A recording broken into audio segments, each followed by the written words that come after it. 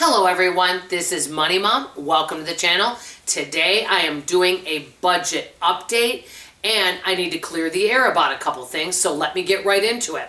As some of you that have been watching me, I recently bought a new heater, a central heating system. It cost close to $10,000. It was unexpected because we do have our heating and air conditioning, what I call maintained, twice a year. That's the point that I want to get to. Number one, there was some misconception because I didn't explain it well. I was with this other company paying $15 a month for them to come out 3 times a year. One, to do a check and basically clean out all of our pipes through our home and outside of our plumbing. Do a air conditioning check and make sure everything's working properly with that. And also do some little service things on there, and also heating. So that $15 a month paid for that 3 times a year, plumbing, heating, and air. And one thing to let you guys know that don't know, I do a lot of maintenance on our home. I have a lot of it done, and our vehicle. For example, we just got and did some things with our car, had oil change. So I'm really good about keeping things maintained. Even though you keep things maintained, it doesn't mean things don't break down. So I was paying $15 a month for that. Well, with that, you would get a discount on any service you would use.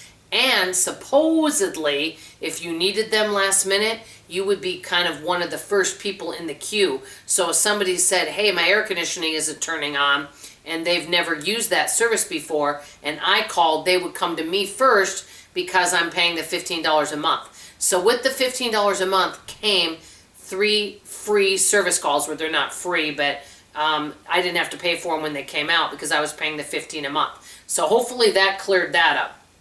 Number 2, I made a major mistake on one of the videos.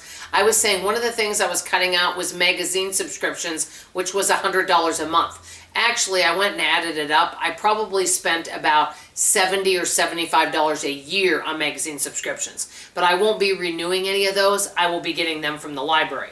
And last but not least, on clearing the air, one is about my vehicle. I got a lot of comments on my last one about this may be my last car, saying that you didn't get a very good car, you might have overspent on it, Ford Fusion, things like that.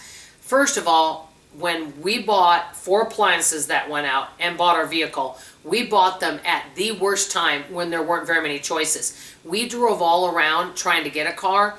We almost were worried we weren't going to be able to get one because we went to a Toyota dealership. They had nothing, and we were going to have to wait several months for one, okay?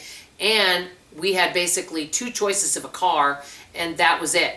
That's number 1. Number 2, one of my friends has a Ford Fusion that has over 200,000 miles on it, and I know someone else that had one that had even more than that. So if you take proper care of it, it may last you a long time. Our original plan was to get a Toyota because our last 2 vehicles were Toyotas, but we didn't have that option because when we bought it, there weren't that many cars out there available. So I wanted to clear the air about all of that.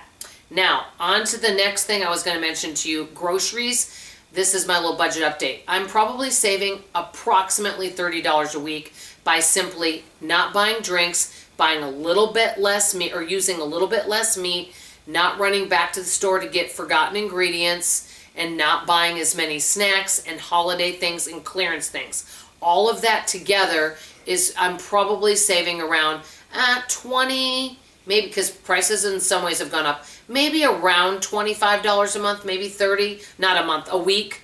So I am definitely saving money because my budget, it was starting to go over that $500 range, closer to $600 some of the months. So I've really done well with the groceries. I'm very happy about that. Also the heater, I do have a sinking fund for home repairs, which is something else that I try to keep $10,000 in. I have this account. I do my product demos and one of my mystery shopping companies. So when I make money from them, that money gets direct deposited into that account. So I did pay off half of the heater.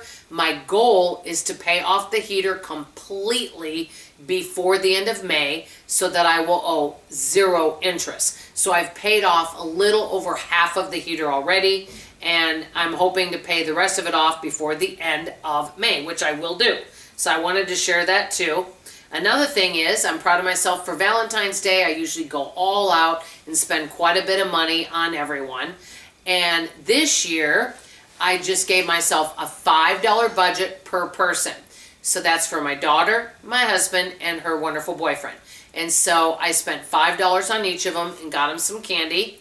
And that's what I gave them. Usually I'm like, oh, I should do something else. And I always kind of go all out. I didn't do that this year. I gave myself a small budget and I stuck to it, so I'm very happy.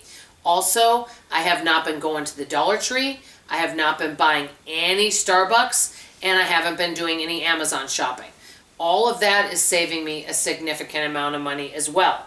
Last but not least, I'm sticking to needs. For example, I got together with a friend of mine and we went to Sam's. And, you know, the food court, if you want to eat something, if you want to go out to eat with family, I'm advocating meeting at Sam's. You can literally get a hot dog and a little, a cup of pop for $1.50 if you really wanted to eat something. Or you could eat before you left home and save even more money maybe. But basically, I just bought needs. I bought another huge thing of toilet paper. I bought a big thing of dish soap.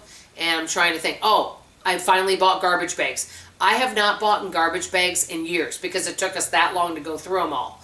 And so what I'm doing is I'm buying stuff in bulk, and then it takes us a long time. Like I bought a huge thing of toilet paper, a huge thing of paper towels, dish soap, dish tabs.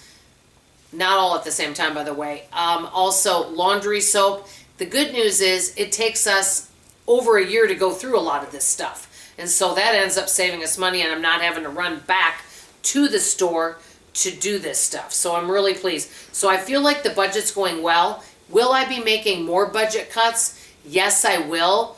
And I am going to be doing some research on some things. And as soon as I do more research, because I don't want to talk about it yet, I'm going to let you know.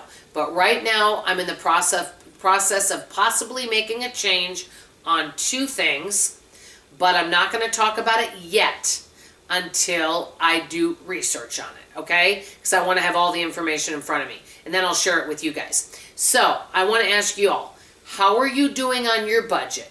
Are you creating more wealth? Or I know maybe bills have gone up.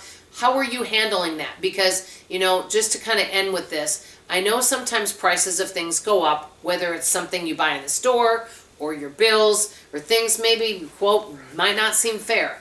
But we have to find a solution that works for us. My solution is reallocating the budget and making cuts on things so that I can have some extra money to go towards paying off the heater. And also, I'm starting to kind of think about other ways to making money. So those are the things I'm doing. I want to hear from you in the comments below.